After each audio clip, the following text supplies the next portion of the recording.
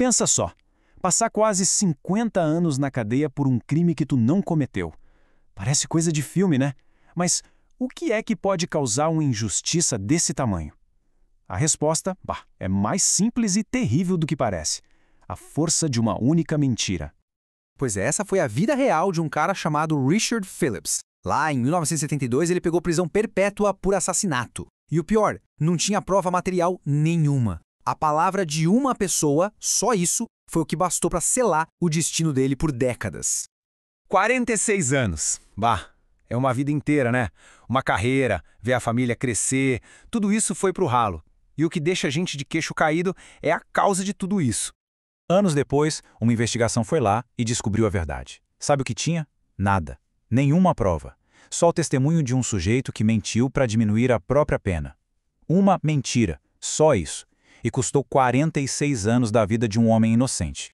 Essa história do Richard, por mais trágica que seja, ela mostra com uma clareza absurda o poder de destruição que uma palavra mal colocada pode ter. E olha só, essa é justamente uma das atitudes que o livro de Provérbios diz que Deus abomina, o falso testemunho. Então a nossa análise de hoje vai seguir por esses 5 pontos. A gente acabou de ver o primeiro, né? O custo terrível de uma mentira. Agora a gente vai mergulhar na anatomia das palavras destrutivas, entender o poder do bom nome, encarar o desafio das redes sociais e, por fim, buscar um caminho de reconciliação. Ok, vamos começar a fundo então. Lá em Provérbios, no capítulo 6, tem uma lista de 7 coisas que Deus detesta. E olha, não é uma lista jogada ao acaso, não. O autor, Salomão, ele mostra uma espécie de escalada do mal, sabe? Que começa lá dentro, no coração, e termina em ações que podem destruir comunidades inteiras. O texto diz assim, Há 6 coisas que o Senhor odeia e a 7ª a sua alma abomina. Essa forma de escrever 6 e a 7ª é um recurso da poesia hebraica. É para criar um suspense, sabe? Para dar um peso todo especial para o último item. Vamos dar uma olhada em cada um. E a lista começa com os olhos altivos, ou, como a gente pode dizer, olhos cheios de orgulho. E é aqui que tudo começa, viu? O orgulho é tipo a raiz de onde brotam os outros pecados. Mas por quê? Simples. Quem é orgulhoso não aceita a correção, ignora a sabedoria que vem de Deus e bota a própria vontade, a própria imagem, acima de tudo, inclusive da verdade. E qual o próximo passo depois do orgulho? Pois é, a língua mentirosa. A conexão é super direta. Um coração arrogante não pensa 2 vezes antes de usar a mentira como uma arma. Seja para se proteger ou para conseguir o que quer, não importa quem vai se machucar no processo.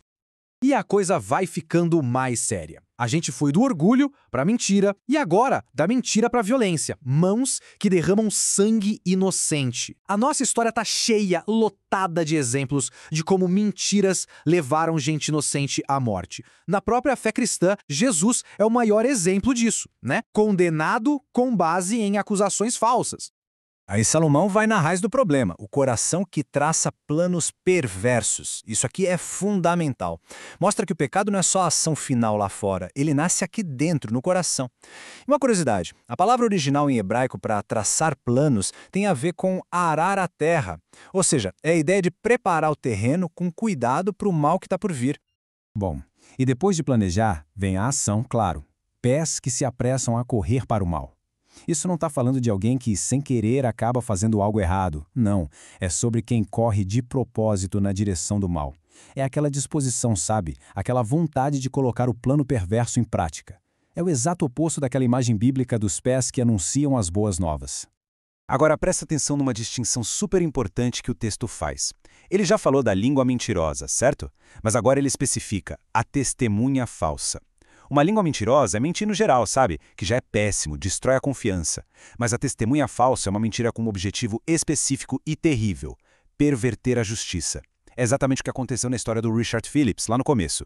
É mentir para ferrar com a vida de um inocente. E então a gente chega no 7º item. Aquele que a alma de Deus, segundo o texto, o abomina. Aquele que semeia discórdia entre irmãos. Mas por que justo essa é a pior de todas? O ponto central é que a unidade, a comunhão, isso reflete o próprio caráter de Deus. Então, quando alguém age para quebrar laços, para espalhar fofoca, para criar briga, essa pessoa está, na verdade, atacando um reflexo da natureza de Deus no mundo. Está agindo como uma ferramenta do mal. Ok, a gente viu o poder de destruição das palavras. Mas a boa notícia é que elas também têm um poder gigantesco para construir. E é nisso que a gente vai focar agora. Como usar nossas palavras para proteger e edificar, em vez de sair por aí derrubando tudo. O material de onde tiramos essa análise nos dá 4 princípios bem práticos. Primeiro, evitar o falso testemunho. Segundo, não falar mal dos outros, nada de fofoca. Terceiro, ter uma atitude generosa, tentando sempre interpretar o que os outros fazem e falam da melhor maneira possível. E por último, usar ativamente as nossas palavras para proteger e valorizar a reputação, o bom nome das pessoas. E essa ideia, não é de hoje. Está no coração da fé cristã há séculos. O Catecismo Menor de Martinho Lutero, quando explica o mandamento de não darás falso testemunho, resume isso de um jeito brilhante. Devemos desculpá-lo, falar bem dele e interpretar tudo da melhor maneira. E essa frase final dele é ótima para a gente pensar, né? O que significa na prática, no nosso dia a dia, interpretar tudo da melhor maneira? Quer dizer ser bobo, ingênuo? Ou será que significa dar o benefício da dúvida, escolher ter compaixão em vez de desconfiança, construir pontes em vez de muros? É claro que hoje em dia a gente tem um desafio a mais, né? Na era digital, as palavras viajam numa velocidade que é assustadora. Então, como que a gente aplica esses princípios de séculos atrás no nosso comportamento online, nas redes sociais? Vamos pensar um pouco. O 8º mandamento, não darás falso testemunho. E a tal cultura do cancelamento.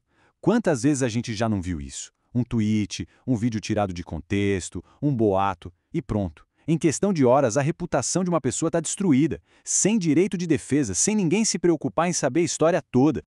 Olha, a gente sabe que tudo isso pode parecer um ideal muito alto, né? Quase impossível de alcançar. E quer saber? Sozinhos, talvez seja mesmo. A verdade é que todo mundo pisa na bola com as palavras. E é por isso que a parte final da nossa análise aponta para a única solução de verdade. A conclusão do estudo é bem pé no chão. Por natureza, o ser humano tende a julgar, a dividir, a usar a língua para destruir. A palavra de Deus não passa a mão na nossa cabeça, não. Pelo contrário, ela nos coloca todos no mesmo barco. Pecadores que precisam se arrepender e que precisam de uma salvação que vem de fora. Mas aí vem a grande notícia. O Evangelho é a resposta direta para esse problema da divisão. O apóstolo Paulo escreveu assim: pois ele, Cristo, é a nossa paz. Ele fez de 2 povos um só e derrubou a parede de inimizade que os separava, para reconciliar ambos com Deus em um só corpo por meio da cruz. Isso tudo nos deixa com um último desafio para a gente levar para a vida. Se a gente entende que fomos reconciliados por pura graça, não por merecimento, a pergunta que fica no ar é como a gente pode ser agente dessa mesma reconciliação. Nesse nosso mundo tão polarizado, tão cheio de mentira e desconfiança, como as nossas palavras podem finalmente começar a refletir a paz que um dia a gente recebeu.